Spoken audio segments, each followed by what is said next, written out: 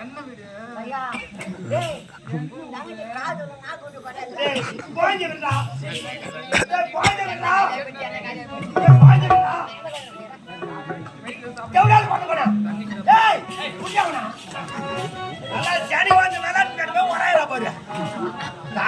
அக்கமாக்குது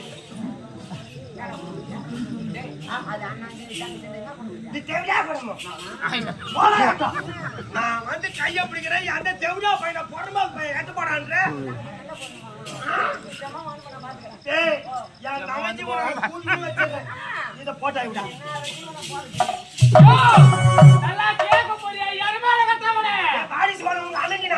அண்ணா இது தம்பியா கையில ஒண்ணு கிடையாது, அவரு கையில ஒண்ணு கிடையாது, உங்க கையில ஒண்ணு கிடையாது.